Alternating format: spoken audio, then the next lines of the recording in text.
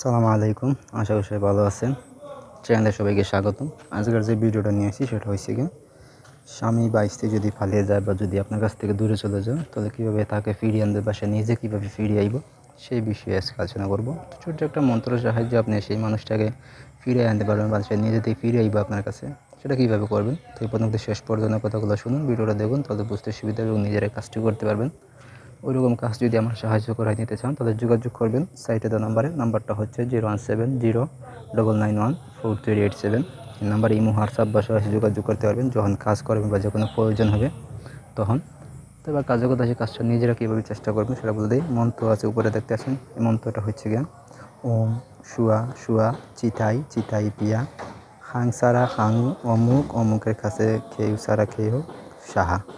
তো অমুক এবং অমুকের জায়গায় হচ্ছে প্রথমে যে যারে আনবেন, প্রথমে যে কাজ করবে তার নাম, লাস্টে হচ্ছে যারে আনবেন যে ফিরে এব তার নাম দিবেন, দিয়ে আপনি এটা 37 বার পাঠ করবেন, 30-এর উপরে 7 বার।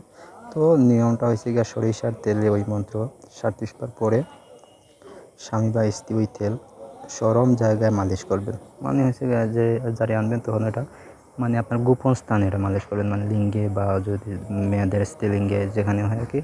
যে যারে আনবেন, স্বামী হোক আর স্ত্রী হোক, যারে আনবেন সেখানে গোপন স্থানে বা এই চরম স্থানে এই তেলটা মালিশ করবেন। মন্ত্রটা গান দেওয়া আছে, এটা সিদ্ধ করে নেবেন, সিদ্ধ করে 37 বার পাঠ করে আপনি ইয়েতে সরিষার তেলে ফু দিবেন, ফু দিয়ে আপনি এটা মালিশ করবেন, বসে দেখবেন যে এটা হয়ে গেছে। ঠিক আছে, এটা সপ্তাহের ভিতরে দেখবেন যে ওই মেয়ে, ওই ছেলে বা নারী বা মহিলা বা পুরুষ যেই হোক, স্বামী বা স্ত্রী সে ফিরে আসবে বা যোগাযোগ করবে আপনার সাথে। ঠিক আছে, তো এই হলো আজকের তাবিজটা। এটা করবেন হচ্ছে শুক্রবার, তারপর হচ্ছে মঙ্গলবার, এই দুই দিনের ভিতরে যে কোনো একদিন এটা শুরু করবেন। তারপর আপনি একটা না এক সপ্তাহ করে যাবেন, যদি কাজ 2-1 দিনের ভিতরে হয়েও যায় তারপরে আপনি কাজটা চালাই যাবেন 1 সপ্তাহ। ঠিক আছে, তো এই হলো আজকের ভিডিও। ধন্যবাদ সবাইকে, ভালো থাকুন, সুস্থ থাকুন।